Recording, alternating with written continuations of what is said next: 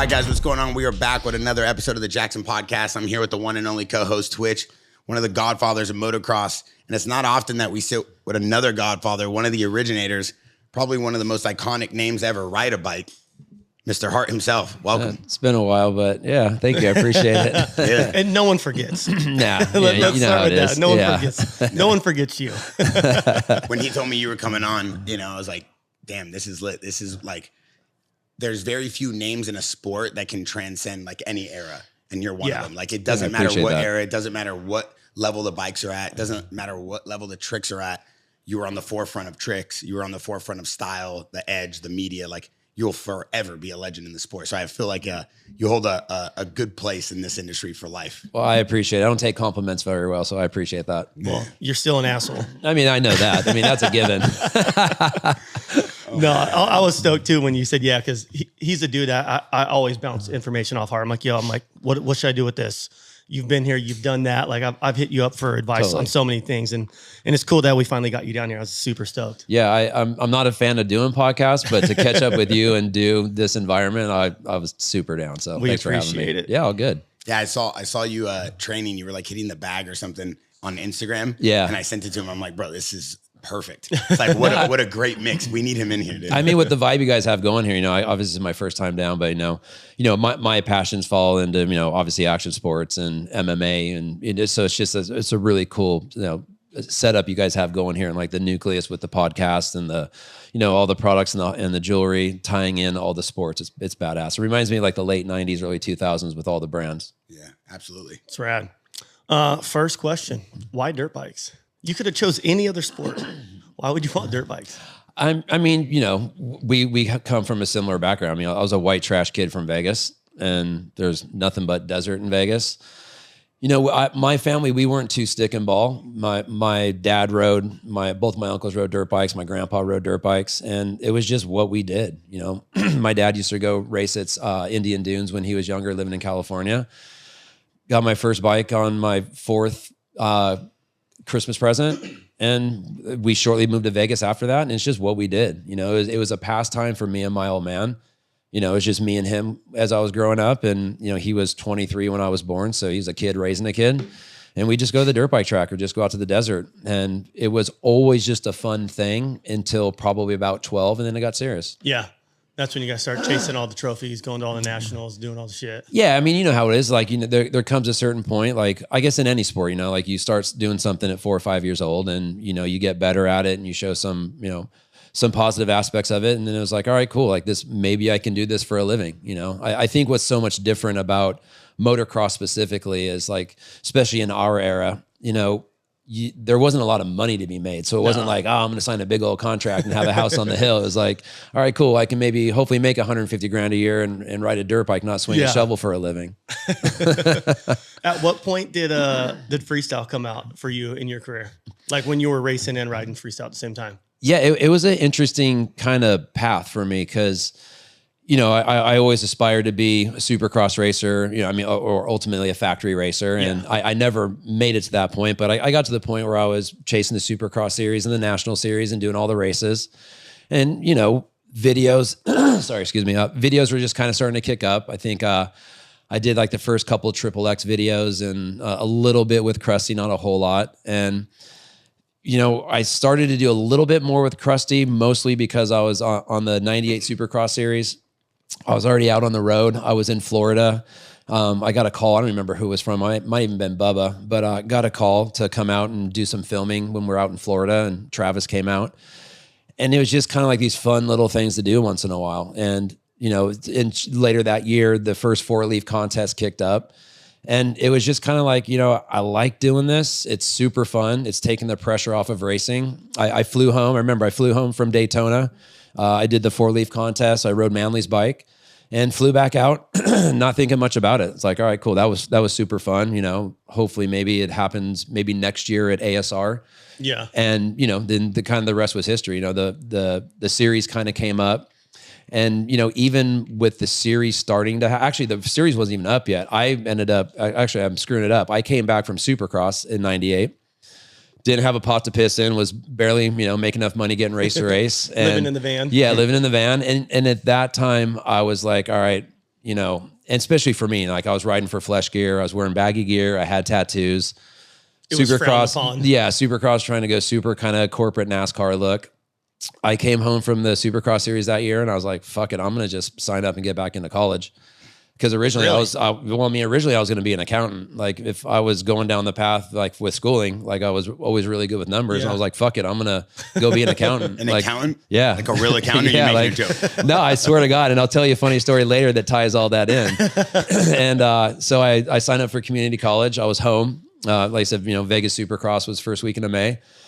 And I got a call from a buddy to go do Warped Tour. And he's like, hey, we can pay you $1,500 a week. You know, $20 a day per diem. And in my head, I'm like, all right, cool. I can go make some cash. I was going to do the US tour, go make a little extra money for college. And went and did Warped Tour, came home at the end of that summer, actually enrolled and I went through like maybe like a month of courses out of community college in Vegas. Crazy. And then the 4-Leaf series kicked up. And, you know, so I went out and did those events, all within the back of my mind, like, all right, cool. I'm just going to make some extra money for school. Never was like, this is going to be my career path. I mean, because we didn't know, you know, it's like, I want to say the 4-Leaf event was my very first freestyle event. Yeah. The Havasu one. And those dudes were squirrely as shit. I mean, good on them, but it's like, you don't think they're going to have a business model together to actually allow us to go do this. You never thought sponsors are going to be throwing money at you to go be a jackass and make money doing it. Exactly. Because back then, like everyone looked at us like, oh, these dudes are dumbasses. Yeah, like, they're squirrely, and even the racers weren't making much money. So like, why are we going to make money doing it?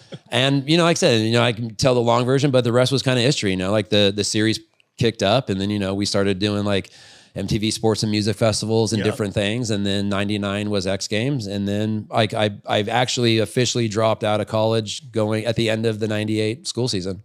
Imagine how much different your life would have been if you actually were an accountant and you didn't ride dirt bikes. God, that would fucking suck. With the amount of stuff he's done in his life. No shit. Your accomplishments, like your family, like just everything. Dude, everything. Like, it's crazy. And that's like everything that I have, like, you know, my relationship with my wife, just all my best memories, all my friends, it's all tied in around freestyle motocross. Yep. I say that all the time. I'm like, everyone's like, oh, what would you have changed? I'm like, nothing. I'm like, I wouldn't have anything that I have or my friends or family around me if it wasn't for my dirt bike. Like all the people I met was from riding motorcycles. And the good and the bad. Yeah. You know, I mean, especially like for you. Yeah. You know, I feel like we're cut from the same cloth. Like you don't just collect a check and sit on the couch and ride when you have to. No. When you're injured, you're more motivated to focus on DBK or like when you're on the couch and you're banged up, it gets you more motivated to work in different aspects. What am I going to do next? Like what's next for me? Like how can I like keep myself relevant and shit like that all the time? And I feel like you've always done a really good job with keeping yourself relevant and being in the limelight. Like everyone still always is following you, knowing what you're doing and shit. So I think it's cool to see. Well, I mean, for me, it's like, I mean, truthfully speaking, I spent most of my career injured. Yeah. I mean, you think about my freestyle career, like I took some big ones. So I learned at an early time that I have to work way harder off my bike than on my bike because, you know, I broke both of my legs and I shattered my heel and I did all this shit. So it's like I was having to work double time off my bike so that I can maintain my contracts in between those big injuries. When you were hurt, how did Hart and Huntington come about? Were you hurt when you thought about doing the clothing company? Yeah, that was going to be like a passion project. So, you know, going back to, I guess it was like right around 01, 02, I'd moved back to Vegas. You know, we were all in the race to get covered in tattoos and, you know, arguably kind of like the top of my career, you know, all the flip shit had been going on. I wanted to open a tattoo shop in Vegas just as like, you know, kind of like how Soul Expressions used to be. Like we'd all just hang out like is our spot. So I started going down the process of opening H&H Tattoo in the Palms. And then so I guess it was like the fall of 03, contractor signed. It was just kind of moving its way down the field. And then I got hurt on Tony Hawk's tour and just, you know, smoked me, broke everything. I come home after being in ICU for a couple of weeks and almost dying and the whole thing. And, you know, I remember like sitting on my couch in a wheelchair, both my arms busted, both my legs busted. And it's like, all right, this tattoo shop, this could be the next phase of my life because at that moment, I didn't think I was ever going to ride a dirt bike again. Yeah, I remember it was gnarly. I remember Feist calling me like, hey, Hart got fucked up today. And it was funny because everyone was like, Tony Hawk killed Carey Hart. yeah, exactly. Like the rumor that was going around. Totally. Yeah, well, on the Boom Boom Huck Jam tour, there was the vert ramp in the middle, and then we had like a single lane track around the outside. And whenever the moto guys would ride, there was tape where, okay, no skaters can go past this point because the motorcycle was jumping over and it was pretty close to where, like, you could almost hit someone, right? Like, oh, absolutely. Yeah. And I think, was it Tony that jumped up and like he stood like right in the way as you were coming at the ramp or something? Well, what happened was, as I remember, like it was the second day of tour, and I don't know how it was when you were, well, obviously changed. I only got on tour because you got hurt. Yeah, that's right. Yeah. So basically, it was the second day of tour, and the way we ran the show was all off of the music cues. Yeah. So as the show's going, all the skaters and BMXers doing their thing in the ramp, and then they would hear a certain music cue, and then they would know the show was progressing. Well, me being on the dirt bike, sitting in the corner, I can't hear anything. I have a corner man. So it was night 2. A couple of people got hurt night 1, and so they basically, it was the finale when everyone's riding and going. A couple of guys, they were running slow in the vert ramp. So when the cue came, they were still on the outskirts of the ramp. I get my corner man cueing me. So you remember, you would stage, you can't even see the vert ramp. You can't hear the music or see it. Yeah, you jump onto the track. I get the go motion. I hit the first turn and go to take off. Well, Tony just pops. He finished his run. He popped out on the deck in front of me. Well, they were running about 7-8 seconds slow. So it was no one's fault. It was just the timing of everything. So as I'm going to take off, he pops out. My choice was go right into the crowd, and hit him. Yeah, into the net. Hit him or go left in the vert ramp. So I carved left and ditched my bike and landed on the far wall, kind of like a cat. And folded my femur up, shattered my heel, both arms. Damn. All 4 limbs. Second time, all 4 limbs. So gnarly. What was the first time? I was 15, getting ready to go into my last amateur race at the World Mini in Vegas. And they were building a new track in Vegas, and my old man was building the track, and it was a week, maybe a week or 2 before World Mini, and he had me and someone else come out to do some lap times to kind of figure out how long to run the motos. So the track was done. They were just putting topsoil on it because it's that shitty Vegas dirt. And anyway, so me and my buddy geared up, and my old man called everybody off the track to go to lunch. So we go take off. Well, one of the guys, for whatever reason, jumped in a scraper. And you went down a start straight, you made a right-hand turn, and there's like a big, massive tabletop on the infield, probably 2-3 stories tall. Me and my buddy Rich, we take off down the start. I swept the outside turn, and there was like a big pile of silt on the inside that they were still knocking down. As I came over the takeoff, the dude swung in on the scraper on the backside to dump a load of dirt. No. And I didn't even hit the ground. I just 4th gear on a 125 into the back of the scraper. Yeah. Both arms. So I hit it. When I hit it, it broke both femurs, 1 in 5 places, 1 in 6 places. Dude. And then it flipped me over, and then my tib fib, and then both wrists. But then when I landed, I kind of did like a front flip and landed in front of the tire. Well, when I hit the scraper, the driver felt the scraper lunge forward. He looks down and he sees me laying in front of the tire. He thought he ran you over. Well, I think he knew what happened. I'd hit it, but he panicked and jumped out without setting the brake. Oh. So he jumps down, and the tractor or the scraper starts sliding down the hill. I put my hands up like this as it's about to run me over, and luckily my old man swooped me up and pulled me out. But I compounded my femur, like had a tourniquet my leg, almost lost my leg. Yeah. I've seen a video. You kept that gear, right? Yeah. I kept the pants. I remember you pulling some pants out saying like, I almost died in this gear right here, and there was like dried up blood all over them. Yeah, just covered. Yeah, I almost lost my leg, almost bled out on the way to the hospital. Dude, that was a 15. You had some gnarly injuries. I remember I think Garth might have shot the photo, but it was like at a construction site, you did this gnarly step down and you came up short. Dude, missed it by a bike link. A bike link. And what all did you break in that? Tailbone, both arms. Nothing like super, super bad, but tailbone in both arms. Nothing super bad, but both arms. Fractures. Yeah. It wasn't like major. Actually, no, I take that back. That's when I blew my thumb apart. So I tore all the ligaments to hold my thumb on, and left wrist and tailbone. Dude, you're like a robot, man. Bro, the headline should have said Carey Hart saves bikes. Tony Hawk's life. Dirt bikes, man. Dude. You know how it is. Dude. You got plenty of hardware. You guys act like this is normal. Like when you talk about injuries too, like you guys just go on for days. Like most people, they're like, oh, I broke my finger in 8th grade and then that's it. You guys talk about breaking your body apart weekly like it's like a ritual. Like it's a rite of passage. It's just part of it. You know, but that's dirt bikes. Yeah. It's so crazy to me. I could never do that. I feel like everyone in moto is pretty similar to that. It's like when you see it happen to someone, you're like, oh, he'll be back in 6 weeks or 4 months. Like it's just a broken arm. It's just a timeline. Yeah. It's like, oh, fuck, that sucks. Your knee's blown out. All right, cool. We'll see you back in 3 months. Worst part's already over. Yeah, you got NFL guys sit out like the whole season because they like sprain their ankle. Also, I crack up when I see people that are making like $100 million a year. They sprain their pinky or something. They're like, oh, I can't play. I'm like, You know how many times I've ridden like really fucking hurt, like where I shouldn't be riding, like. But that's what separates. I mean, and you know, look, no harm against those dudes. That's their world, but we're just wired a bit different. Yeah.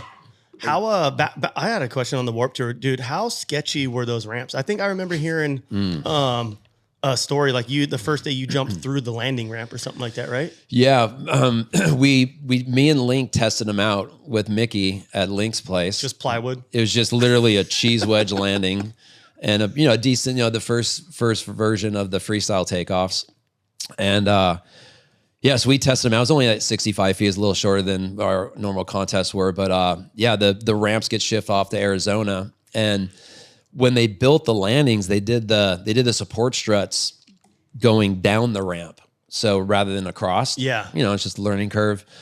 And so we learned. Yeah, I was the guinea pig on that one. And so our first show was in like Phoenix, like 110 degrees out. So the heat dried the wood out even worse. So I went first time. I think it was me and Feist, and I went first time. And when I landed, my front tire punched right through it, and then just spit me over the bars, sliding down the asphalt. We're riding t-shirts, so it's like just blew my arms apart. First day of tour. Yeah, first day of tour. And then Mickey was just band-aiding these things. Dude, there was such pile of shit landings. And just every day there would be like a lumber truck showing up, and he's just adding supports. More, making it thicker and thicker. Just thicker and thicker, just trying to get it through this tour. This Warped Tour at the time, this was like the era of like Warped Tour. Was there anything else that was like that before Warped Tour? That was the first for moto for sure. That's about it. I remember seeing people are talking about it because you didn't really see it on anything back then. Like there wasn't the internet. Like, no, I mean, I think it I remember going to San Diego Warped Tour and watching you guys, or like Ventura Warped Tour, and seeing everyone ride. I was like, dude, that's sick. I think it was cool because it, in the pre-internet days, it kind of put us on that pedestal, having all these punk rock kids see us. And, then, those are the days of MTV when they actually did and showed music. Like I remember they came out and did like a little thing with, I think it was like Eminem and us, but it was, it was one of those like little first small initial steps that kind of like getting our mainstream seeing us. Brought awareness to freestyle. Yeah. And I think it was cool too. Cause like I remember riding Warped Tour years after you, like there was always dope punk bands that you would go on tour with. And then by the end of the tour, you guys are all best friends. Cause it's like, they're just as big as a fan of you as you are of them, Totally. So that was a super fun era for sure. Well, and with the moto videos, I mean, the SoCal punk rock was the soundtrack of all the videos. Yeah. We were already using all their music, and then we got to meet them. Yeah, exactly. It's a cool combo. I mean, the energy of the culture for sure. It progressed the industry though. Like you guys definitely brought it. I don't want to say mainstream because people will take that the wrong way, but it definitely put it on the map that you guys can now make this a career and be superstars. Because there was no platform for anybody to visibly see it. Well, especially again for the timing of it, it was such a shock and awe sport. Like people seeing motorcycles flying through the air was such a big deal at that time. I mean, the only exposure you could have to that before that was go to a supercross race. So to see it front and narrow, or front and center in front of you, and then as like MTV Sports and Music Festival happened and all these things. It was just great timing for us. Yeah, it was pretty cool. There were so many events going on back then too. Like once that started happening, like after Warped Tour, I feel like that's like when X Games started, then Gravity Games, and just there were so many events going on. So everyone was on TV all the time, and just brought a really good awareness to all of us. And it's good money for us, and especially for guys like us. I mean, I was traveling in a van as a privateer doing Supercross, and then all of a sudden, people are interested in you. It's pretty bitchin'. I remember I was always the young dude watching you and Feist and Deegan and like and Sinkmar. Like, oh, I miss Sinkmar so much. He was probably one of my favorite riders to watch. I remember going to events and everyone would be bitching about the jumps, like, oh, it's too steep and it's too big. Sink would be like, steeping that bitch up and move it back 20 feet. I'll jump it first. Exactly. Dude, and he's always just grumpy. Or his perception was grumpy, even though he's always like laughing and shit. Yeah, I love that, dude. Oh, Sink was rad. My next question was, whose idea was it? Who wanted to start doing the flip? Because I remember you were hanging out with TJ Lavin a lot back then. Like, were you guys just like throwing it around, like thinking it was possible? Yeah, it was cool. Like at that time I was, I'd lived with him for a few months. I was building a house next door to him. And I forgot about that. Yeah. I lived with him for a while my house was getting built. And, TJ always loved motocross, and, he's a super talented dude. And he was the man back then, dude, too. The fucking dude. He was unbeatable. Like, he was so dope. Yeah, he was dominating. And, dude, we were living this, this awesome lifestyle of, we'd sleep in and wake up, and I'd ride BMX with him in his backyard. And then he would go out to the speedway with me and got him hitting ramps, and we'd moto the track. So rad. And it was just our lifestyle, right? Like just living that Peter Pan lifestyle. Kind of like Axel and Pat Casey. They were like the same way. They would go ride BMX together. They go ride moto together. Like, exactly. You know, and as we were living this super fun lifestyle, and, you know, like we were just, you know, always like watching moto videos and BMX videos, obviously the conversations start to happen, especially for us, you know, like we, you know, let's call a spade a spade. We were stealing all the BMX tricks for the longest time. And, you know, so, you know, TJ, me and him were talking one day, and he's like, you know, what's your thoughts? You think you can flip a bike? And I'm like, well, fuck, I don't actually know. I mean, everyone will tell you no, and science will probably tell you no, but I mean, I guess there's only kind of one way to find out. So, so that summer, as we were kind of talking and kind of dicking around with it, he's like, well, this winter, let's go out to Woodward. You know, because TJ had the pass to Woodward, and let's spend a week in the foam pit and get you comfortable on your BMX bike and see where it goes from there. So it was pretty loose like that. So, and I've always wanted to go to Woodward. So me and TJ went out to Woodward. It was in the middle of wintertime. We had the entire place to ourselves, stayed in Bud's barn, and we just rode BMX. And I spent 2 days in the foam pit, and then graduated from foam pit to Resi, and then from Resi over to the box.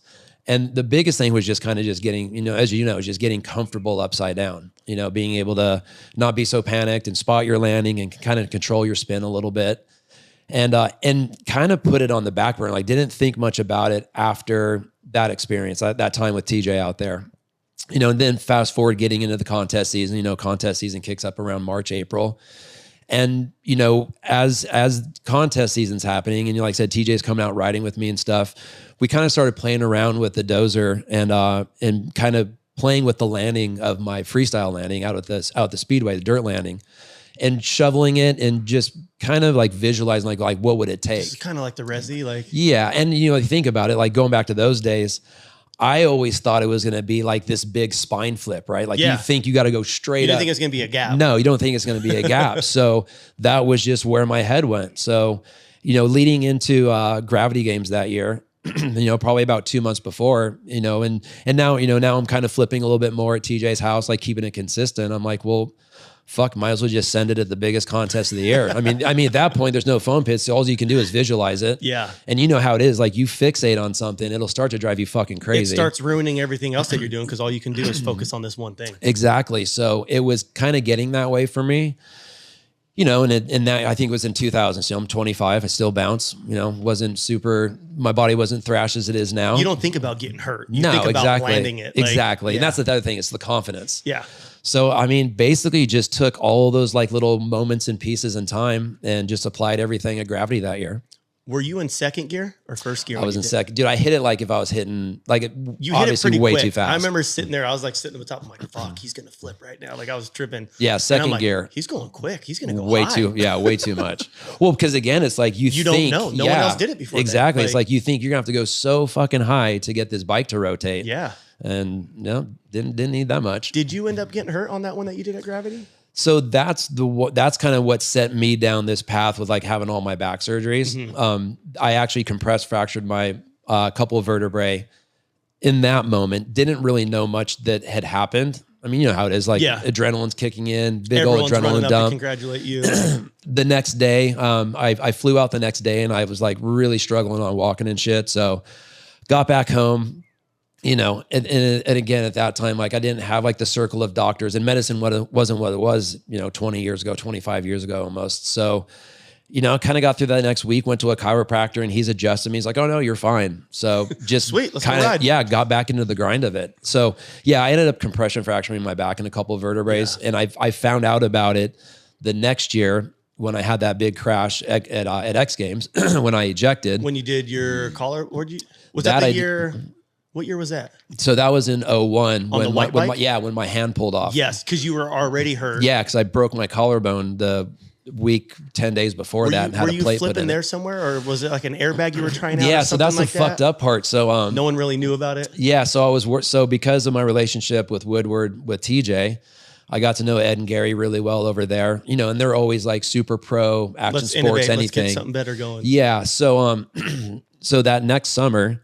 My old man flew out there. That they built a entire. They said, "Hey, you can have these 5 acres. Build a full blown freestyle course. pros only kind of, gave me the invite to start coming out.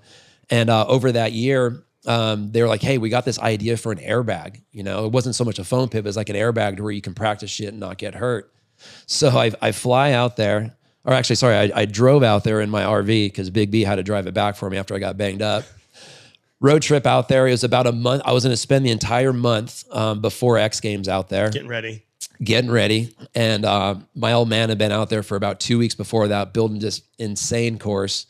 Dude, day one, I get out there, I gear up and just riding the course and did a trick. Like, I don't know, it's like maybe like a no-foot knack or something stupid, and hung up getting back on my bike and just into the ground and just smoked my collarbone. No. And I'm just laying on the ground going, fuck, my whole summer's over. And that was right before X Games, right? It was 3 weeks before X Games. Yeah. So like that moment happened. I flew back home, went and saw Dr. Chow. He put a plate in my collarbone. I flew back out about 4 days before X Games. And so I flew into State College, went and got my RV. And I was like, all right, I think I can still ride. Like, I'm pretty convinced I can ride, which was an awful fucking idea. So the one time I did get to hit the airbag, I got a plate in my collarbone. It's about 4 or 5 days old. And it was a little prehistoric, but it was basically like a dirt carved out tabletop that this airbag sat on. And then there was a piece of the plastic that they have on resi landings. Yep. Over the bag. And, the idea was that you can at least have that cushion. So I straight jumped it, only like about maybe 3 or 4 feet off above the bag. But when you landed on the plastic, it was like trying to walk on a waterbed. So if you weren't perfectly centered, it would either push you to the left or push you to the right. So I straight jumped it like twice. It pushed me off the airbag over the bars. Now I'm just thrashed. I'm like, fuck, I'm done. Collarbone's already weeded. Yeah. So I'm like, this isn't going to happen this trip. I'm done. I'm just going to go. I'm going to go into Philly, enjoy the X Games, drive my coach in there, do the sponsor obligations and jam home. So yeah, so that's where the airbag came from, and then that's what eventually led to that crash. Cause I got there and it's like, fuck, I can do this. I want to ride. I just succumbed to the pressure. Back, your arm just yanked off. Yeah, I just had no strength. I shouldn't have been riding. And you had the rotation. Oh, yeah. You hit the ground. I remember sitting there on the ground, and you hit the ground so hard with so much force, like forward momentum, where I was like, oh my God. It was brutal. Yeah. Yeah, and then as I'm falling down, how it is, like everything kind of not necessarily slows down, but you're pretty focused. I'm like, all right, don't fall to the right. So I'm trying to roll the windows up and not fall onto my bad shoulder. So then I just ended up smoking my foot and my tailbone. So gnarly. One of the main questions we got in the Jaxxon podcast Discord when we let them know that you were coming on was that the inception point for moto, for freestyle moto, like the progression of tricks comes from you with that trick, with attempting the backflip. Did you have to go tell all your friends, family, everybody like, hey, I'm going to attempt this? Or did you just go out there and try it? No, building up to the trick. I guess I wasn't shy. I wasn't secretive about it.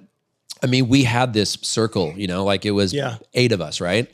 We all rode together and traveled together and competed. Who was part of that 8? It's Twitch, it's Metzger, it's Feist, we had I always call it kind of like referencing like the original 8. There's about 8 of us that were at all the contests and doing everything. So it's not like we kept any secrets amongst each other. Everyone kind of knew what everyone was doing. Kind of like, oh, did you hear Hart did this? Oh, you hear Deegan did that? Oh, Pastrana's doing this. Word would get out all the time. Yeah. People, Yeah, it's interesting because not like most competitions, like what you would expect. Like I'm not going to play in the NBA finals and LeBron's going to tell me his trick or what we would always have shit that we were working on. We'd try not to do in front of people, but sometimes you're like, oh, fuck, I'm feeling it today. I'm going to try it, Yeah. And plus, I feel like at that time, all of us coming from being so broke to all of a sudden making so much money, no one really gave a fuck. It's like, dude, we're all winning. Yeah, we're winning. Fuck it, cool. You got first, I got third. High five. I'm still getting paid. Still got bonuses. For me, the contests weren't that serious. I enjoyed them. I liked riding them, but I didn't give a fuck if I got first or last, as long as I was having a good time and I'm getting paid to ride my dirt bike and I'm traveling with all my buddies. That's a win. That's what was always cool. I remember when I first started going up to Metzger's house when I was only 15, 16 maybe, when he had the yellow house and he used to rent a room from there. Mm-hmm. And me and Rourke would always go up and stay on his couch, and you would never be there. I'm like, yo, is Hart going to be there? I'm like, I want to go ride BMX with Hart. I want to go ride with Hart. He's like, oh, no, he's in fucking Vegas just chilling right now, So every time I would go up to Metzger's, I'm like, is Hart going to be there? And he never would fucking be there. Dude, I stayed in that house as little as possible. Dude, he would never, dude, we live, you know where we lived at. And he would never turn the air conditioning on because we were all broke and didn't have to pay the electric bill. So it'd just be like 100 degrees inside this house trying to sleep. I remember when you and Seth and Ronnie got the house up in like Hidden Valley in Corona. Yeah. And I remember someone was moving out and Feist's like, hey, you should come move in with us. And I'm like, fuck, I should. But I was 15, I was 17. I'm like, I can't leave San Diego. I'm from San Diego, you know? Like, I feel like that was like the one regret I had growing up when I had the opportunity to move in with all you guys where I'm like, fuck, I should have done that. Like my career, who knows if my career could have been any different, but I'm stoked with what it is. And the times, the fun times. Yeah. I mean, that's really what it was all about. I was just stoked because you guys were always riding BMX together. You're always riding moto, always going to the track. I'm like, dude, this is sick. Like, and it was fun days, you know, like just go party all night and ride BMX in the morning and moto in the afternoon. Yeah, it was fun. It was what everyone was doing. It's funny the way you talk about it, though, because we've had this conversation with Sheckler and P-Rod, had this conversation with Rampage.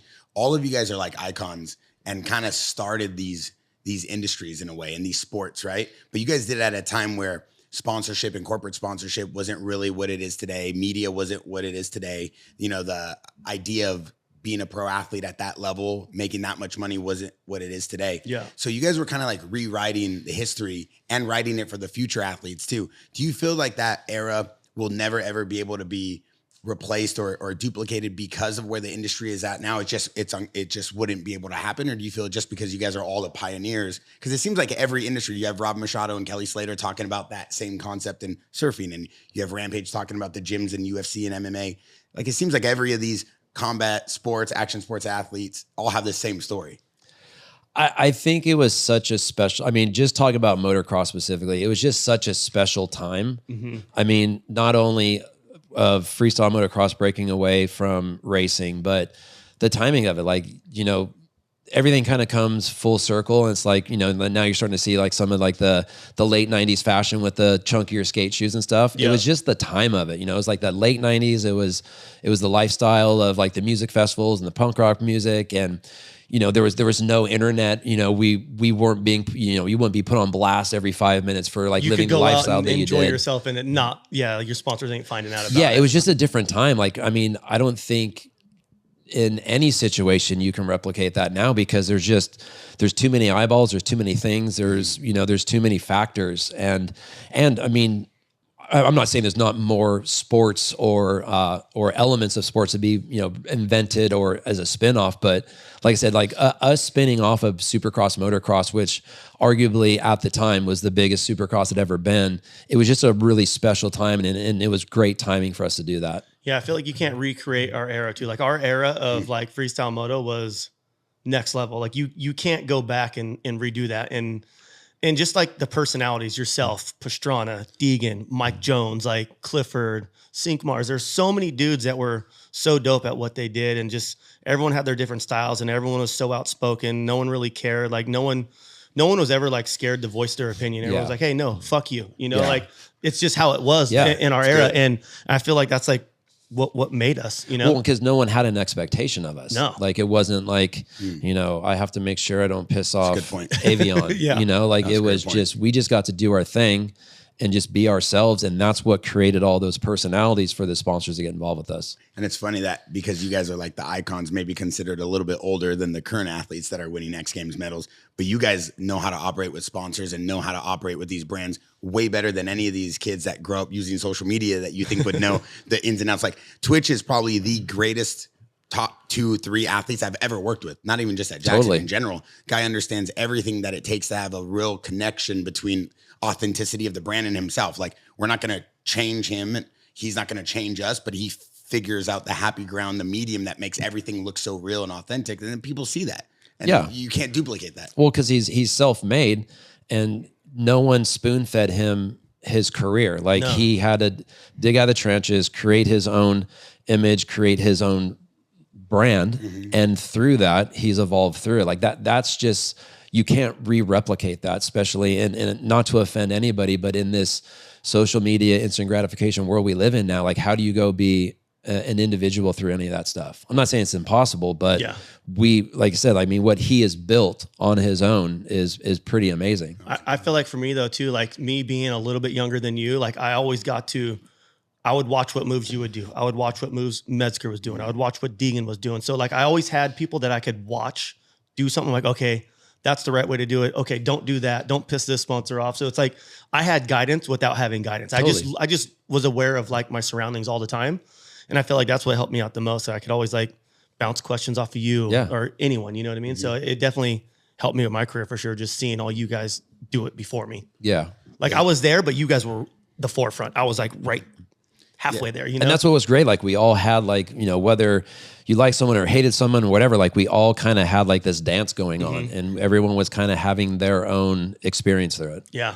You talk about careers too. Like there's a cool common X factor in a lot of action sports icons' careers. Steve Astephen with the family, good friend of mine. Yeah. Obviously I grew up with Sheckler. I was 15, 16 and Steve, you know, always been there. I've watched him, you know, really handle his athletes at the highest level. And now his agency is like one of the greatest agencies in the world. Was he representing you working with all these sponsors or were you going out and finding them? Because you have a very unique image too. I mean, you're known in 5 different industries as one of the core icons. I was his first moto athlete. I was one of his original 5, I think it was. It was me, Mira, Nyquist, and Bucky, and who? What about Pastrana? No, I was his first moto dude. Yeah, there's like 5 of us that started with him. That was like the dream team right there. Yeah, it was in Wait, say that 99. lineup again. So it was me, Mira Nyquist, Bucky Lassick. Who am I missing? Burnquist? No, Sheckler was still like he was like 13. I remember seeing him in Vegas like 10, 9, you know? Yeah, like, actually I don't even think he was a teenager. I mean, this was 99. Yeah. That is and end of 98, early lineup. 99. Yeah, that's an insane lineup. All those dudes he named were legends and like the baddest dudes on skating. I mean, anybody BMX, watching this like knows moto, that. like, yeah. And Steve had all of you guys. Yeah. I mean, it was just him. He had a little office down in Solana Beach.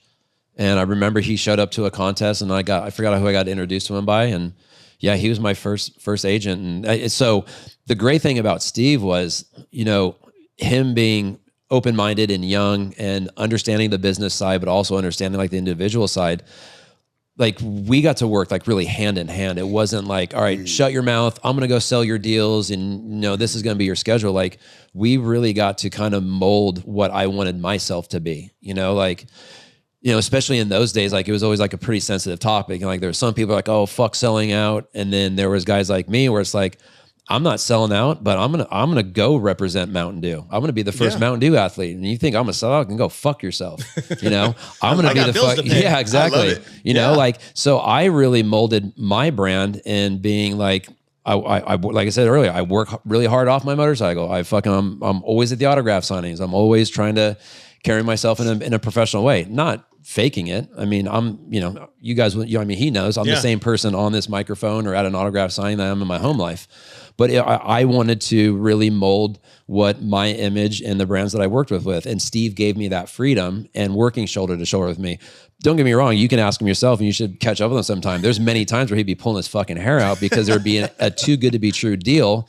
And I'm like, no, dude, that's not me. Like I can't.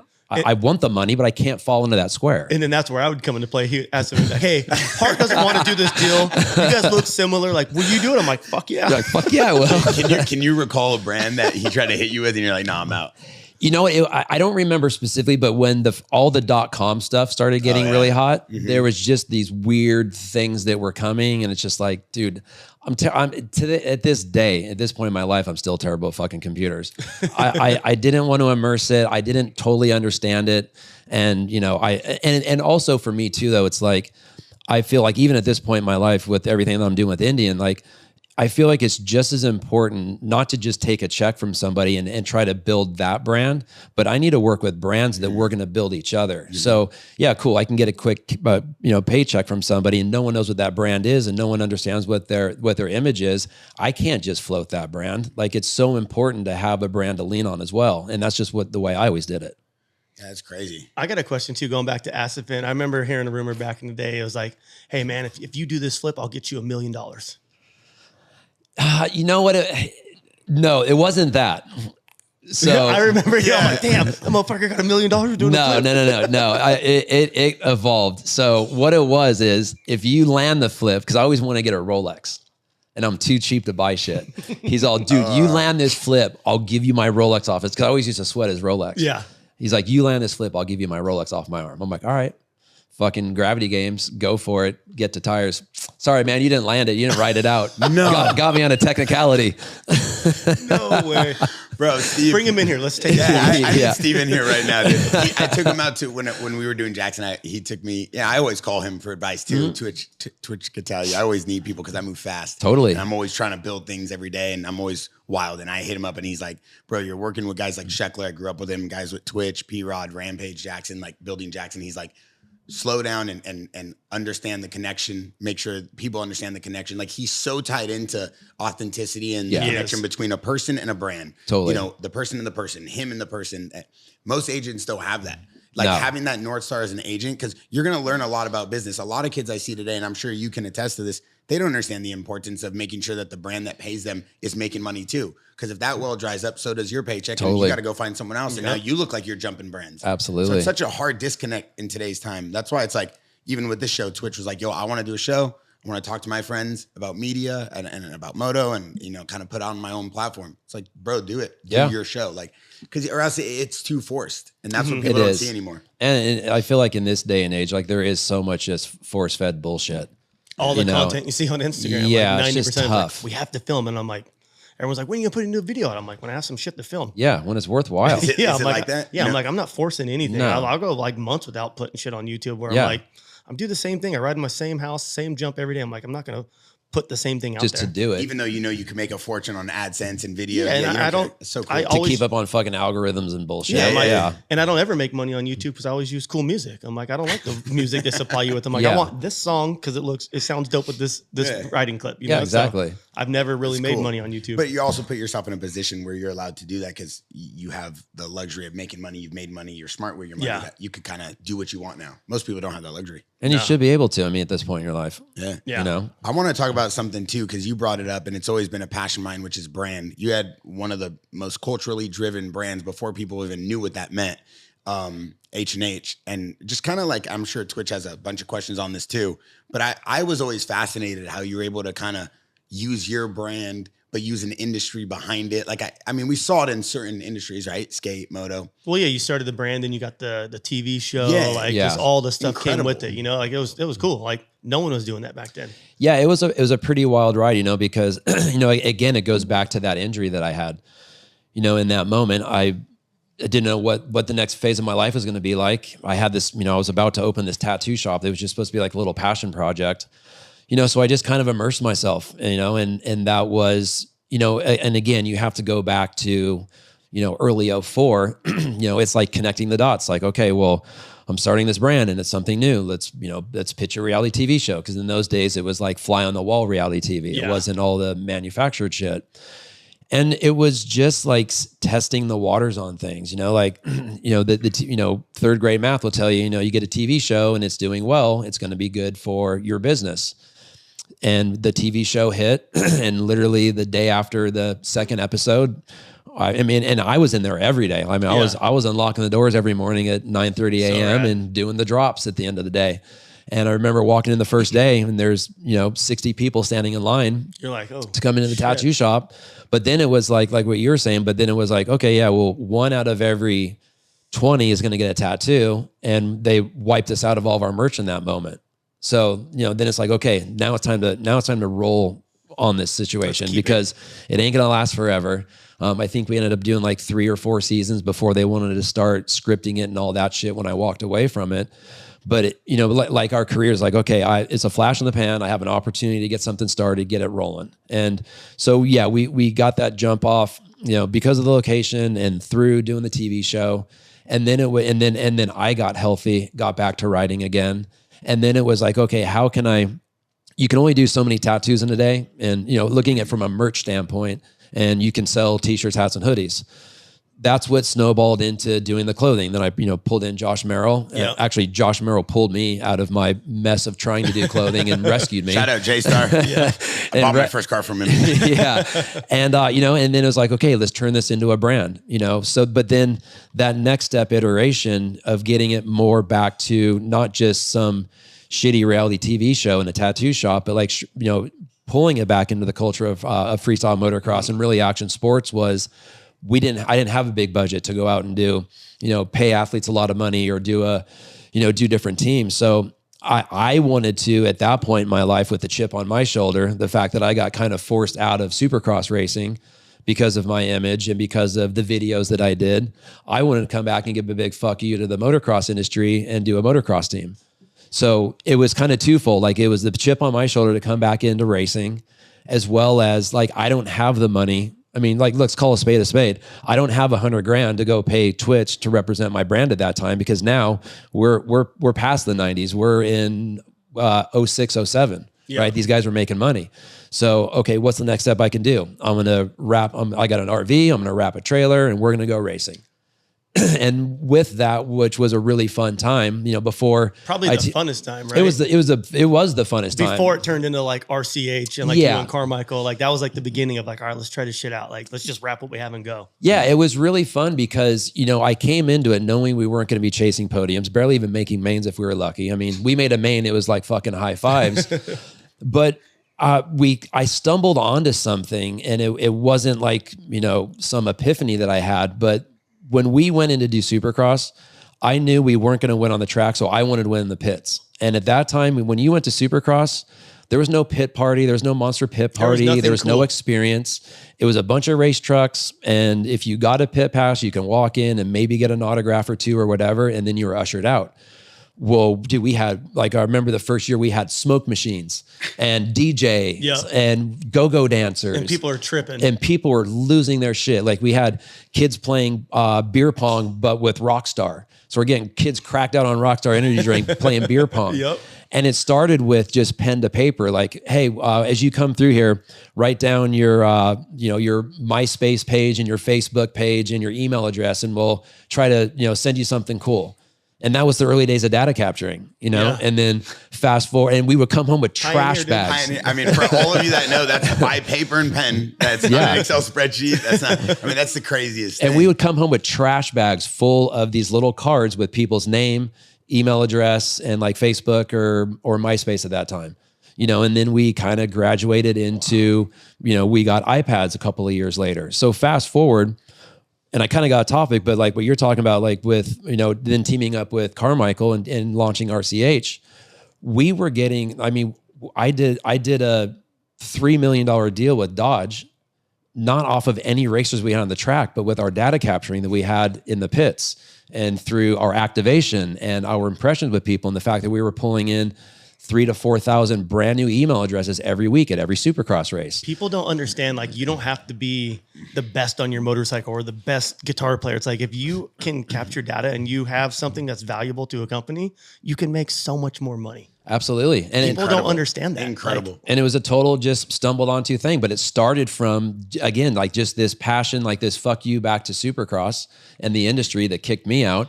And we're going to have go-go dancers and smoke machines and play loud music, and everyone's going to be pissed. How many times did they try to close down your booth? Oh, all the time. Actually, a funny story is like once we, because at first the teams hated us, and then they embraced what we did because like, we'll take a go-go dancer. Why do they have so many people over there? Well, and that's the other thing too. The trucks next to us, when we had the go-go dancers going, they would get pissed off at the music, but they didn't mind, didn't mind the view much. But, as things kind of evolved, they started to appreciate like more people coming into the pits, and it created a vibe. But a funny story is like, there was always conflict with, my program and Feld. Because they obviously have a business to run. They want to sell everything. So they had a big deal with Toyota. We signed with Dodge. And of course, Toyota thinks they get to own everything. And so there's a lot of conflict. So, and every year they would rewrite the rules to address something that we did that happened in the activation. So I remember going into whatever race season it was when me and Ricky had teamed up at this point. And, we were taking around, we had to take around a Dodge Challenger on all wrapped out, displayed, super bitch. And at this time we were a 2 semi program. We had an activation semi with 20 employees and then our race semi. We were the biggest footprint in the pits. Yeah. It was sick to see. It was pretty legit. So the funny part was they showed up at Anaheim 1 as we were setting up like the day before, and they're like, "Yeah, I don't know if you read the rule book, but you can't have any vehicles in the pits." And Watson, he's standing there with me, and I'm getting all fucking pissed off, and he's like, "So what do you mean we can't park a car in here? No, you can't park a car in here. You can't have a car under your tent." All right. next morning they show up. We put it on our lift gate of our race hauler. So the race haulers have these big fold down lift gates. We put it on our lift gate and raised it 3 feet off the ground. Not in the pits, not under our canopy. And that's how we got through that year. Then the next year they wrote in no vehicles on lift gates anywhere. Then we had Dodge build us out of a Challenger. So it looked like a Challenger in our pits. It was a race simulator. It had 5 monitors and you got to get in it and drive the fucking thing. Yep. So every time that they would fuck with us, it gave us another opportunity to make our activation that much better. And people wonder why he's an icon. Exactly. I mean, bro, to think outside of the box at that level, it's incredible, bro. Well, but it was wild. I think that comes from the fuck you, watch me, tell me I can't do something, watch me do it better. And that's where it comes to. Like the things that you cut your teeth doing, it's the same stuff you do at DBK. It's the same things you do with your motocross career. All right, fuck you, you're not going to support me. I'm going to go a different direction. I'm going to do better. Where most people would be like, okay, I'll park it outside. And they would just take the keys, drive it, and park Put it their tail between their legs. Okay. Yeah. I don't want to piss these guys off. Yeah. You're not being malicious. Do your thing. You're just growing your brand. You're growing the sport. You're growing the community. Where did you get the love, though, for the, oh, my God, look who's FaceTiming me. Should I answer this? Yes. It's your best friend. Who is it? Astephen. Steve. Look at this guy. I mean, what do you guys, you got the old age home in there? That's right, dude. Steve, we got 2 of the greatest icons the moto industry's ever seen, and we have the greatest agent. It's the Dinosaur Podcast. No, but you have 2 of my favorites there. The one on the left there, Hart, I'll tell you funny, I had a Warped Tour call today about bringing it back. Wow. And they said, what about Carey Hart? I said, that's a high risk situation. You better get me on a 3-wheeler. Twitch, what were you, like 6 years old when that came out? Yeah, probably 7. This guy's on the podcast for 3 minutes. He sold the deal. He cracked 2 jokes. We were just talking about how you're the greatest agent of all time. Well, those 2 fuckers don't call me for anything anymore. They're great. Shit, you can't Twitch get you off the golf course. course. When we really need something. I'm trying to go golf with you, and you won't even call me back. Yeah, well, here's a golf cart. There we go. Exactly. Yeah, there's no reception on the golf course, Steve. I'll tell you guys something. Yeah. One of the first times I ever golfed with Steve, I told him I was really good, and I'm actually trash. Guy got me for 10 grand. Oh, 100%. 10 terrible. Yeah. I wasn't terrible, brother, but you guys played me on Venmo, 10 grand, and they took my money. Hell yeah. For sure he does. He likes to play wolf with all the rich dudes. This guy's got more money than all of us put together. Hey, listen, we'll get you on the podcast soon. I appreciate you hitting me up. I'm going to call you right when I'm off of this. You guys look special. Yep. We'll see you. Good to see you, Carey. Yeah, you too, bud. Man. Hey, he just helped me sign the number 1 running back in college, Ollie Gordon. Nice. Yeah, for Jaxxon. Hey, thank you. You're welcome. You're welcome. We love you, brother. Bye. That's our version of Jerry Maguire. I just got a you're welcome. Yeah. I'm the one who signed the guy. I paid for the guy. But not even a thank you. God. Yeah. You're welcome. You're welcome. No, he hits me up, and this kid's the number 1 running back in college football, Ollie Gordon. He's a monster. Yeah, he's bad. Yeah, and I'm like, Steve, this guy's awesome. Steve's like, oh, I represent him. What? Since when? He's like, oh, I'm getting into football. I'm like, what, the number 1 guy? Like, yo, let's make it happen. They fly out here. They see Jaxxon. It's done next day. Kid's so nice and humble. You're welcome. That's bad. I know. I feel like Astephen's into everything now. Music, he's smart, dude. Like, and I hope the audience sees this too. That's a perfect example of a guy who is at the top of his game, has more money than he needs, and still loves what he does, so he's always going to win. So if you're trying to get Hart to go do Warped Tour, are you going back on Warped Tour? Hell no.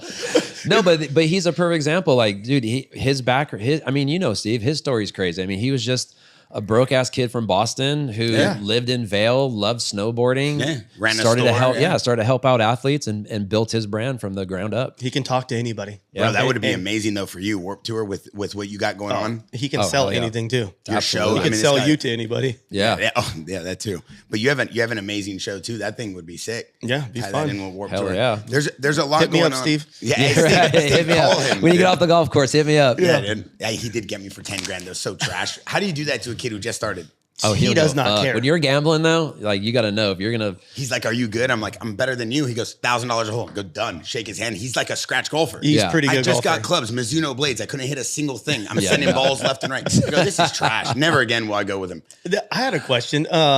When you got married to Alicia Pink, did you get more sponsorship opportunities? Like, did people in the industry think like, oh shit, he's married to like the biggest pop star right now? Like, I mean, no, nothing like that. I mean, because obviously we got married. I was 30. I think I was 32 years old. Like I was over that hump of really I remember competing. It was like around the X Games. I remember she was there at one of the X Games where you right before when you got weeded. Yeah. Like, no, I mean, look, let's be truthful. Like the dynamic of the two of us, we met in 01. So through that window, there's no question. I mean, being able to go from competing at X Games and then being on a red carpet with her at the Grammys, from that 20 something window of time, like we were a bit of a power couple, which was cool. I think there was a ton for me to benefit from her being in my life, and there was probably quite a few benefits for her for credibility and because it was kind of like right before she blew up, you guys were starting to date. I remember seeing her. I remember we all went to Colorado and did a demo. Like she was just rolling with us. We go out to the bar, out to Colorado Springs in my truck. Yeah, we were jumping up Pikes Peak. Me and Morrison, you, her, and I remember we were all at the bar just chilling. Like it was just normal. You know what I mean? Like. But was she already a superstar when you guys got married? Yeah, her. When we met in 01. So that was when her Misunderstood album, Get the Party Started song, like that was that time of her. So she was very popular. I mean, she just got a Grammy for doing Moulin Rouge. So she was definitely on the upswing.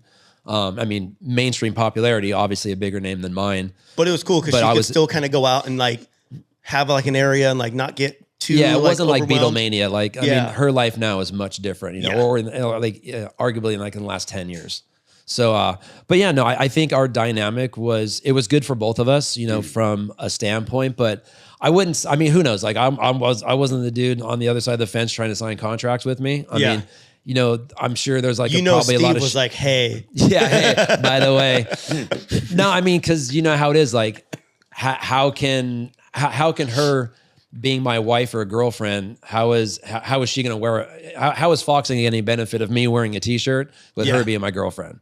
But they're just in hopes that you'll be next to her when she takes a photo. Exactly. So it's like, there is that benefit, but I don't know.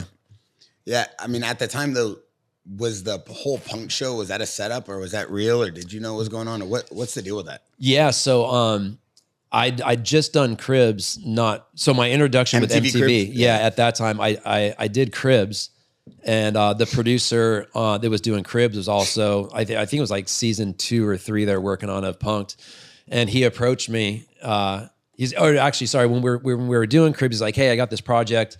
I'm gonna reach out to you in a couple of weeks. I'm like, yeah, cool, whatever. I was super jet lagged when I did Cribs, so I wasn't even paying much attention to the situation. So the dude hit me up a couple weeks later. He's like, we're about to start shooting season 3 of Punk'd. And like, that's when it was just like, in a frenzy. He's like, would you be down to do it? And I'm like, yeah, absolutely. He's like, I got a great idea where I want to have you and Pink at a restaurant, and a woman comes walking by like 7 months pregnant. And she's like, oh, Carey, I've been trying to track you down for like 7 months. I'm like, fuck that. We are not going with that deal. You want to see her whoop this bitch's ass right now? Or it'd be a crime scene. She's sticking a fucking butter knife in my neck. So I actually pitched them on the concept of what we did, which was like a bunch of stolen motorcycle parts. I mean, ironically now that, working with Indian doing motorcycles, but it was, the concept was, she was coming to Vegas to hang out with me for the week, and we already had it planned for a few months. And she shows up at my house. I live in a cul-de-sac, and I'm in the back of a cop car, and there's just tons of motorcycles and motorcycle parts all over my driveway. And the police officer approached her, actually, which I think it was Dax. I think Dax Shepard. I think it was, it was before cop. He was Dax. Yeah, I think he was the cop. And it was like, yeah, ma'am, do you know this guy in the car over here? She's like, yeah, that's my boyfriend. Why, what's up? She's like, yeah, we just busted him for stealing and selling motorcycles. And is your name by chance Alicia Moore? Because your name is on a lot of this paperwork too. So I like pulled her into it, and it was rough. And it was right. And the tough part about that, not tough part, but the part that it was like the gift that kept on giving. For, that show came out, say it came out 4 or 5 months later, for like the next year and a half, when people approached Alicia, maybe 3 times out of 10, it wasn't like, oh, are you that girl that does Get the Party Started? It was like, oh, you're that girl from Punk'd. And she was just like, fucking really? This like, is what I'm known for? Yeah, I'm busting my ass making music, and you know me for some trash show that my boyfriend talked me into? Sweet. It's a unique dynamic though with TV back then, because it was a lot more impactful than what it was today. Like if you're on a show today, you might be on some Tubi streaming show, maybe 5 people see it. Yeah. Tubi's dope, don't get me wrong. Hopefully Tubi doesn't kill me for that comment. But I just mean different. Like there's so many different platforms now And Tubi does actually produce a lot of movies. What a horrible example I use, because a lot of my friends have movies on Tubi. So, but leave this in the clip just so they know I'm real. But you were also on that episode of Life with Ryan, right? You did some stuff with Ryan? Yeah, I did a little bit with him. Were you guys friends because of Steve? Yeah. The first time I met Ryan, I think he was 10 years old at Woodward. He had like a busted arm and was skating. And Steve signed him shortly after that. And I can say this just because me and Ryan are good enough friends, you know, as me being the elder and through Steve's stable of athletes, I was always the one when anybody stepped too far to line or was having a little bit too much fun in life or getting, out of whack, I would sit them down and give them the McDonald's speech that Steve couldn't get them. Oh. So like when Ryan was doing Life of Ryan and I mean, it's no secret. He talks about like blowing the roof off and getting into booze and stuff too much. I had to do like a couple of sit downs with Ryan, be like, all right, dude, come on, get it back on track, get it out of your system and, get locked down, get focused again. Hart was like all of our big brother. What an incredible like legacy to have. Cause that's like all action sports icons. You have Ryan Sheckler, you have Twitch, and like, you're like the guy they look towards as the North Star. It's like I said, for me, I appreciate that compliment, and I appreciate all the friendships that I have through freestyle motocross. I mean, really, the friendships are like the most important part of me. And I'm like, people ask me all the time, like, what's the best part of your career, your most memorable part? And it's pretty easy and lazy to be like, oh, it was a backflip or whatever. But for me, it's like the friendships that I had and the timing of it, because truthfully, like, I think we can both admit this, we were in such a special time and timing of it. I couldn't imagine being a 19-year-old, 20-year-old freestyle motocross kid trying to get in the game right now with the trick list you have to learn. It's insane. But also still being around motorcycling, whether that is still kind of dipping my toe into freestyle motocross or just being around the scene still, like that's the thing I'm the most proud of. Yeah. Pretty rad. I remember this dude used to give me so much shit all the time. Like, like him and Feist would talk the most crap to me. And remember, I remember when he first got his foam pit. No one really had foam pits back then. So like, if you knew someone with the foam pit, you took advantage of it. Yeah. And like, I think we were going to Colorado. Yeah. At that show, I went up. Or it was like 2 weeks before. Like myself, Feist, Sinkmars, Clifford, we all showed up at your place. He's like, hey, I'm gonna have a handful of you guys out. We're gonna flip. I'm gonna teach you guys how to flip. Like, it's gonna be rad. I remember I was the only one that didn't flip. Yeah. And he literally called me every single day for about 2 weeks and just talk shit. Like, rode you so hard. I never felt so embarrassed and stupid in my life before, because I'm just like one of the dudes I look up to is just calling me out so hard right now. And I remember me and Morrison were driving up to your house to meet you. And it was like, I don't know, like right before dark, you were still at the foam pit. And I remember you're like, oh, are you ready this time, pussy? And I was like, actually, I am. And I was like, in my head, all the way to Vegas, I'm like, I can't let Hart keep talking shit to me. I have to do a backflip today, whether I eat shit or I don't. Like, I'm flipping tonight.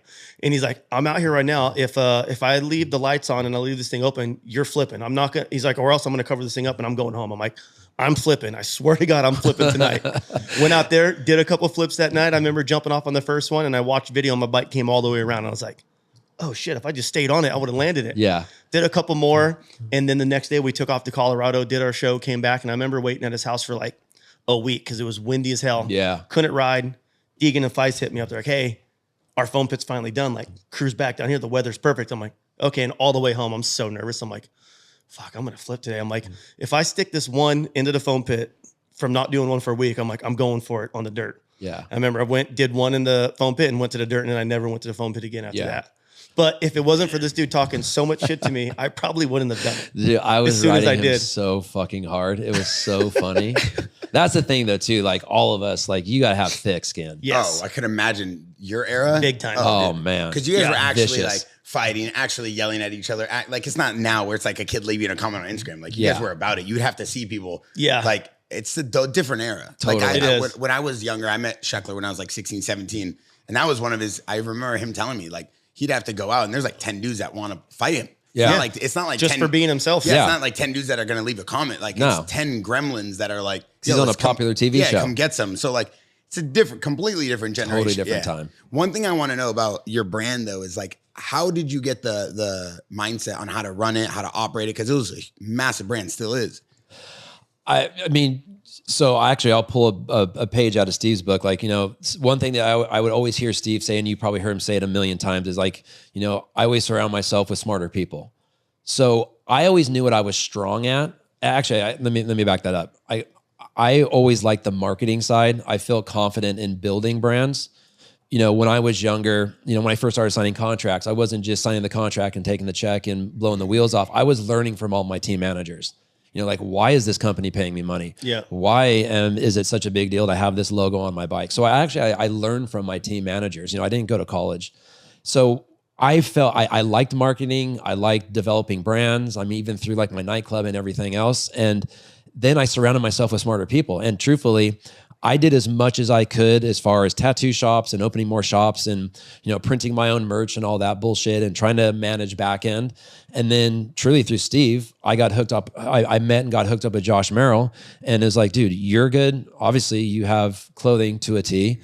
I feel pretty strong on the marketing side. I'm doing all these things. And it was a great partnership. And I learned a lot from Josh over the years in doing the clothing side and learned more on that side. And, and then I had the freedom to do all the marketing and kind of expand the brand. And it was a great partnership. So I got to learn from him while at the same time, like, we didn't really step on each other's toes. I wasn't telling him how to print stuff and he wasn't telling me how to market. We worked together on a lot of things, but I've been fortunate enough to surround myself with smarter people. I feel like that was one thing that like yourself and like a few other guys were actually good at, was the marketing.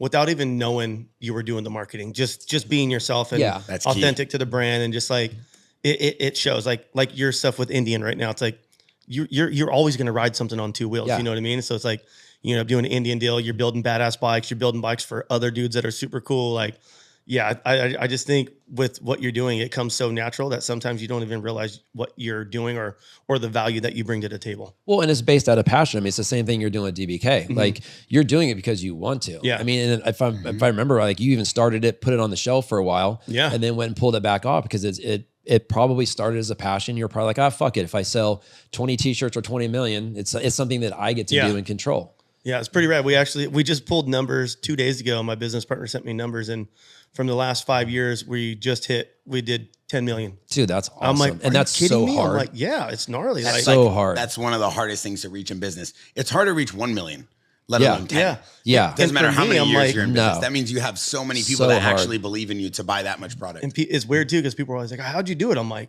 I don't know. I just did it. Like, I know you work every day, bro. Yeah, but I like designing shit. I like having giving ideas to designers. I like doing the marketing behind it. I like trying to sell something. So for me, like, it's just fun. And it comes from your passion. Like you said earlier, it's like, you don't necessarily know. It's just like, hey, I like something. I think this is something that other people are going to like, and you put your heart and soul into it. Yeah, and it's not like I have to do it. I want to do it. It's like I could just go ride my dirt bike all day long and not worry about any of the business side. But it's like, I enjoy doing it. Yeah. So it's fun. How did you get linked up with the Triple X movie, Vin Diesel and all that? Man, you know what? I don't even remember. Again, it was at this weird time. Like, I remember I did Triple X, like a little cameo in that, and a Triple X or a cameo in Charlie's Angels. It was just the fad of it. Like I said, like, motocross was so new and exciting that, everybody was kind of picking and pulling at it. I mean, freestyle, like, again, like this special snapshot in time of the late 90s through probably like 2005. It was just a frenzy. Like, everybody wanted a part of freestyle motocross. Yeah. Yeah, it's interesting. As we get ready to wrap this up, I mean, I could sit here all day long and ask you questions and try to pick your brain on business. No, it's fun, man. It's great. But one thing I for sure want to know about the business side is you come from an era as well where you had to do like brick and mortar. You had to have real pop-up in-store activations and Hard Rock. I remember, I think I was with Sheckler actually when you did a grand opening at Hard Rock or something. I don't. Was that? It was probably my nightclub. The nightclub, Wasted Space, right? Yeah, it's probably the nightclub. Yeah, it was something. It was with Giambi and right? I owned a nightclub. Me and Giambi, the Madden Brothers. Yeah, yep. What was it called? It's called Wasted Space. Okay, so talk to me about that. Yeah, talk to me about Wasted Space in this lineup. Wait, Jason Giambi, the baseball player, right? Yeah. So it was my concept. I was actually going to do it as a sports bar, and then I was going to do it as like a cool lounge down on Fremont Street, and then I had the opportunity to do it with the Hard Rock. And so it was this concept. I wanted to do a high-end rock club. And now today that might not sound super exciting, but going back to 2006 when this started, it was, Vegas hadn't seen anything like that. Mm-hmm. And so I had the concept. My buddy Phil Shalala, who was the head of marketing at Hard Rock, he teamed up with me on it. I was already moving my tattoo shop over to the Hard Rock. And this all kind of happened right as Peter Morton was selling the Hard Rock to Credit Suisse. So what I thought was going to be a roadblock with Peter selling it, because, Peter, he started Hard Rock Cafe, so he saw the vision, but the new owners came on, picked it up, and we just ran with it. So as this idea developed, then I teamed up with the Hard Rock Nightlife that was operating the property. And, it was like, let's bring some other people in here, and I was already tied with the Madden brothers through Tall. And I got hooked up with Jason Giambi through Corey, one of the operators there. Man, me and Jason became awesome friends. That guy's an absolute beast. Can just, I don't want to tell too many of his stories, but like be blowing the wheels off in the bar and then go home and knock out 3 home runs out of the stadium. Incredible. Like just an absolute beast. What a lineup of partners. And it was just such and Lonnie Paxson was involved with the Patriots. And it was just a fun, again, it's one of these ideas that, it starts with, scratching on a napkin, and then it starts to come to fruition, and you put it together. And, when we opened that place, I mean, I think our opening weekend, we had an after party with Shadows and all the guys from Avenged Sevenfold, and they ended up doing 4 songs in our club. I mean, people were the tripping. Sound was so loud, you could hear it in the casino. And then the concept behind it was we always had a stage fully set up. Everything was sound checked, just a simple drum kit, couple guitars, a bass and a microphone. And it was just became like a jam spot, So we had like Avenged Sevenfold, we had Sex Pistols, we had all these people coming through, and it had that old like Hollywood vibe, but in Vegas. So rad. What a time, right? Yeah, what a culture, what a melting pot of culture that you brought to the world. But what was wild at that time, because, a big part of my piece bringing to the puzzle of the nightclub, other than, the concept behind it, I had to be in the club 3 days a week. Like that was my contract. I was going to ask you, how often were you there? Wait, I had to be physically in the nightclub 3 days a week. We were open 7 days a week, we were open 6 days a week, and I had to physically be there 3 days a week. Was there a time frame? Like how long? No, you had to be there? I just had to be there. But if I'm there, I'm there. I want to be in it. All in. So I was doing the nightclub, and I just recently, at about the same time, about a 6-month window apart, I'd moved my tattoo shop over to the Hard Rock. So I'd be at the nightclub until 3 o'clock, 4 o'clock in the morning. And then I'd be at the tattoo shop opening the doors at 9:30, bloodshot eyes, and trying to operate these 2 businesses, while getting my riding career back on track, while having my Supercross program. So there was also one lesson that I learned through my 30s, is like, because I've always had that broke kid in me, like, oh, fuck, I got to make money. I'm going to be poor. I'm going to be poor. That I also went through a period of like overstretching myself too much, and not focusing on, at that time, my wife or family or friends, whatever. I was so immersed in work and building brands because I had this broke kid in me that at a certain point I did have to be like, okay, what's the priorities? Shut some things down, focus on some things, and how to kind of streamline. Sometimes less is more. Yeah, absolutely. Our buddy Steve Miller from SCS says it, the key sayers all the time, because like he doesn't say no. He never turns a demo down. He's always like, yeah, let's go work. Yeah. And sometimes less is more. Absolutely. Mm-hmm. That's insane, dude. I mean, the lifestyle, and you're still not even done. Still going. Oh, well, so now in better shape than most of us. now kids and wife come first ladder. Is there anything next for you? You have another business you want to attack, another industry you want to take over, something else you want to do? You know what? Truthfully, like I've been so fortunate in all the things I've got to do through my life. If tomorrow everything ended, or I died or whatever, like I'm so content with the life that I've had, and also too, like I'm fortunate enough. Like on one side, it kind of sucks that I started having kids a little older, because my kids don't have any idea what like my day job of motocross was. Yeah, they get to get to see what. Yeah, they get a YouTube clip or whatever. But like really, like I feel like I've done all the things that I've wanted to. Not that any doors are closing, but through all these stories I've been telling you, how my freestyle motocross career became such a business, and at times, which you can attest to, fucking sucks. You get over it. And then I started a passion project, which was a tattoo shop, which I turned into a monster, which fucking sucked. Get over it. And then I started a race team that turned into a fucking monster, which fucking sucked. So now I'm at a point in my life where I have 2 young kids. I don't want to miss out on time with them. That's why I'm tour dad. In front of anything else that I do, I'm tour dad. And the years coming up, like now I have this thing with Indian that I absolutely love. And there's a little voice in the back of my head that says, start a company, start making this, start making that. You can fucking take this over. It's super unorganized. And I have to quiet that voice down because I love building motorcycles. I love hanging out with Twitch and Big B and going and just going to rallies, shaking hands, kissing babies, riding home and being done, put the bike on the stand, and then I get to hang out with my kids. So I'm really trying to focus on, scratching those itches that keep me motivated while not destroying something that I actually really love right now and not missing out on any time with my kids. Because if you got into doing hard parts and doing all that shit, it would be a fucking disaster. It would just grow into a huge company again. And where I would it's just hate like, it. I don't want to do this anymore. And then I'm now 55 and scratching my head. What am I going to do? Yeah. Well, it seems like you figured it out. Yeah. I think you're going to be fine. We'll see. Last question I have for you is your favorite tattoo you've ever gotten. Probably most of the stuff on my neck. Franco got there. Yeah. Franco did it all. I don't know what side is what. My brother passed away when he was 21 years old, motorcycle accident. So my first neck piece was an angel I did for him. And then when my daughter was born, I did the other side.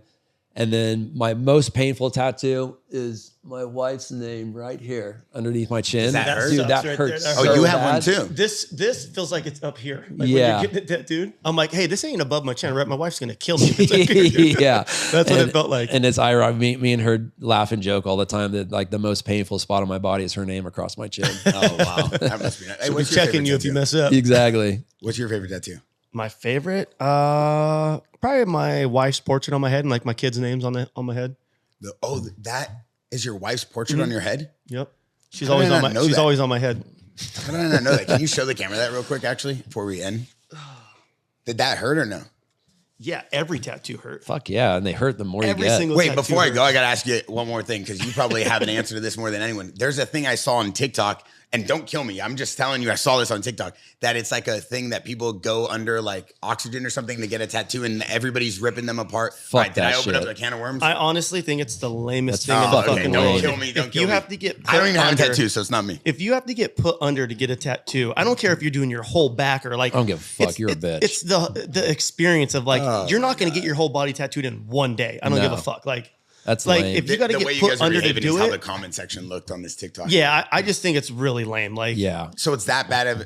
I couldn't understand why everybody was freaking out. There's like 50,000 comments on this one video. yeah, it's stupid. It's just lame. I mean, like the whole thing with tattoos is like earning it, right? It's like Yeah. it's going through the experience of the pain and it's the journey of it. You know, And not to get sitting all there for 6 or hippie, 7 but hours, yeah. and towards the end, you're just like, "Fuck! Don't wipe it dry one more time. I want to punch this dude in his Yeah. face." Like you're supposed to earn it. yeah, I don't feel like you should get put under to get a Wow, this tattoo. is lit. Yeah, Kinda that's lame. lame. That's super lame. I will never in my life do that. Never. So it's a no to go under what is it called? Anesthesia. Anesthesia. So Yeah. it's a no to go under from the And man it's himself. dangerous as shit. Yeah, and I've also heard a lot of people have been having bad reactions to like getting like their whole back tattooed, their whole front It's tattooed. too much trauma. And then you wake up from that and your body goes into shock from Yeah. it. Or like you get like gnarly like people are getting like these gnarly bumps and like your body can't handle that much Yeah, it's torturing. too much trauma to your body. Yeah. Is there like a certain amount of time you're supposed to get a tattoo? I don't know. I don't know, but like 4 guys tattooing On a dude different for parts of 8 your body. hours. It's too much. And then, that's just lame. Earn Wow. it. I think the longest Earn I've it. ever sat for is like 6 or 7 hours. Yeah. Maybe like, and you're like over it, Oh, but, over but it. you want to get it done. Yeah. Damn, yeah, I still haven't got one. I'll let you know when I get one. Just don't. Don't start. We'll go with you when you get under anesthesia. Yeah. You'll just see the finished piece. You won't see how I got it. Exactly. Listen, I can't thank you enough. Obviously, Twitch is just continuously bringing us the most insane guests of all time, but you are by far one of the biggest icons we've had here at the Jaxxon house in total. So we appreciate you. And Twitch, once again, another phenomenal podcast. Hopefully you guys are enjoying the show Twitch is putting together for you guys. DBK is going crazy with brand new product. Make sure you guys go check that out. Heart's Hard Parts are coming out soon. Make sure to watch it. Yeah, check out all his new brands he's launching on his Instagram. You'll love that. Steve, we love you. We appreciate you. And Jaxxon Podcast, don't forget to like, comment, subscribe, leave a comment. Let us know what you guys want to see next. Make sure you go show Twitch some love. And we appreciate you guys for watching.